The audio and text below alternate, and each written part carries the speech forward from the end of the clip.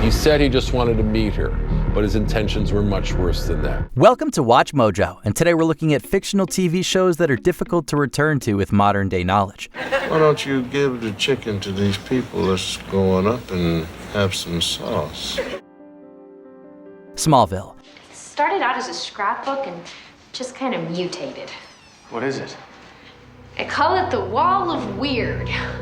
This is probably one of the most successful superhero origin stories, but it's quite difficult to watch knowing what Allison Mack was up to. Mack played the smart and hardworking Chloe Sullivan while moonlighting as a high-ranking member of NXIVM. You know we'd love to join you and Scooby inside the Mystery Machine for another zany adventure, but we gotta hand in these permission slips before homeroom.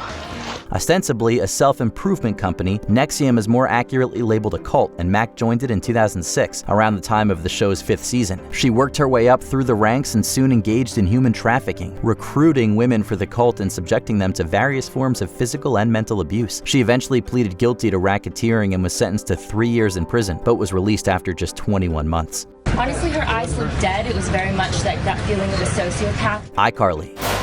Let me go! Say you're sorry. I'm sorry. And what are you sorry for? For saying you're aggressive. Harmless Nickelodeon shows shouldn't be difficult to watch, but this one is for a variety of reasons. The first is the general presence of creator Dan Schneider, who has been accused of running a toxic workplace and behaving inappropriately with young actresses. More specific to this show is the treatment of Jennette McCurdy at the hands of her abusive mother. So not only was it chaotic because of the abuse that was happening, and my mom's violent and erratic, unstable behavior, but also because we all lived in fear of her cancer coming back. McCurdy has called her mother both emotionally and sexually abusive, and she claims that she was forced to work on iCarly both to support the family and so her mother could live vicariously through her. She also restricted McCurdy's diet throughout the show so she would maintain a certain physique. The traumatized actress ultimately decided not to return for the 2021 revival, citing horrible memories. You pull back the curtain on child stardom. It is not a pretty picture. Not as I see it, no. House of Cards. What's more important, Kathy? Integrity or peace? You know they'll execute him. The Chinese are right about one thing. Sometimes you have to sacrifice the one for the many. There once was a time when House of Cards was considered Netflix's flagship drama. Not that there were many options. It was widely acclaimed and became the first web series to receive an Emmy nomination for Outstanding Drama. Kevin Spacey also brought Hollywood prestige both to Netflix and online programming more generally, with his role as Frank Underwood being considered a career best. There are two kinds of pain. Sort of pain that makes you strong, or useless pain. Sort of pain that's only suffering. Unfortunately, all that goodwill was flushed down the toilet when Spacey was accused of sexual misconduct by dozens of people. He was quickly canned by Netflix and the show ended soon after, making a disappointing conclusion to a historic piece of television. There are roughly 4 times as many threats on any given day since you took office. Now it's twice that since Francis died. I thought everyone loves a widow. Hogan's Heroes. Colonel Hogan, there's one prisoner missing. Colonel Hogan, please. Not again. It's hard watching old shows knowing that most people involved have passed away, but Hogan's Heroes is especially difficult considering the circumstances. The show starred Bob Crane as the titular Robert Hogan, an army colonel trapped inside a Nazi POW camp. There's no way! Some nut had to come up with this one. Good news, sir? On June 29, 1978, Crane was found bludgeoned to death inside of his Arizona apartment. A good friend of Crane, a salesman named John Henry Carpenter, was charged with Crane's murder, but was ultimately acquitted owing to poor evidence and sloppy police work. While officially unsolved, most people believe that Carpenter killed Crane and literally got away with murder. It certainly puts a stain on one of TV's most syndicated programs. It'd be crazy not to. Ain't no Colonel Klink won't sleep until he catches every last one of them. And he's awfully mean when he doesn't sleep.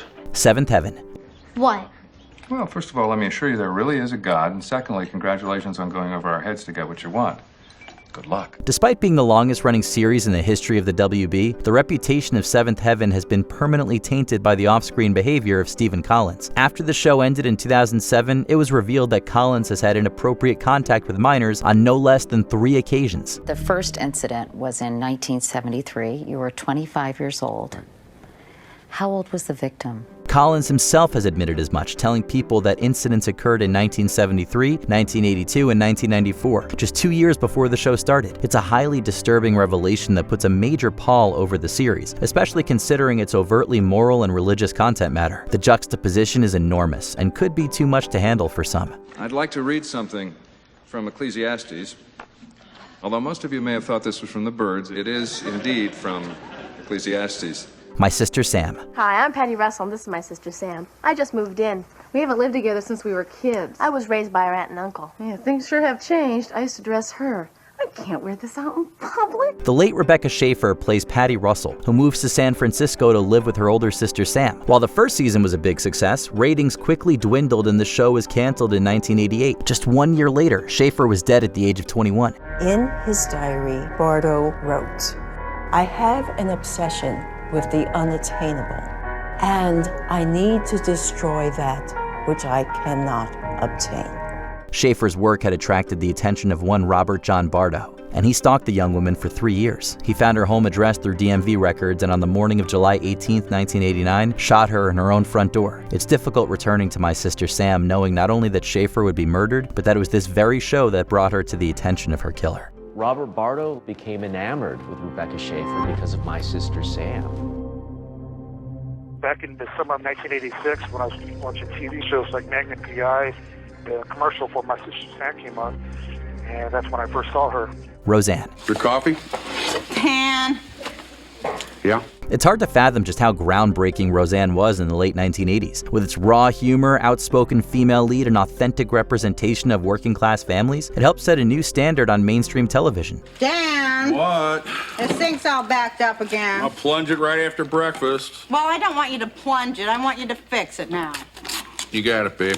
Unfortunately, it now faces a very questionable legacy owing to the controversial behavior of Roseanne Barr. The star has been a deeply contentious figure in recent years, whether it's dressing as Hitler for a photo shoot, purporting numerous conspiracy theories, or tweeting openly racist comments. The latter got the 2018 revival canceled after just 9 episodes, and The Conners was produced in exchange without her involvement.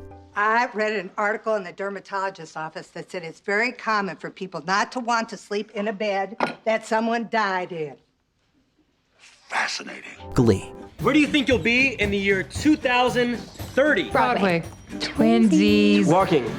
In jail or dead or both. Talk about irony. Despite its cheery name and positive messages, Glee is anything but, considering what we know now. It almost seems like the show is cursed, as a good number of its leads are either dead, disgraced, or both. Many castmates hated working with Lea Michele, who is supposedly a major diva, and the whole Melissa Benoist-Blake Jenner thing became weird once we learned that Jenner was abusive towards Benoist. Hi, I'm Ryder Lynn.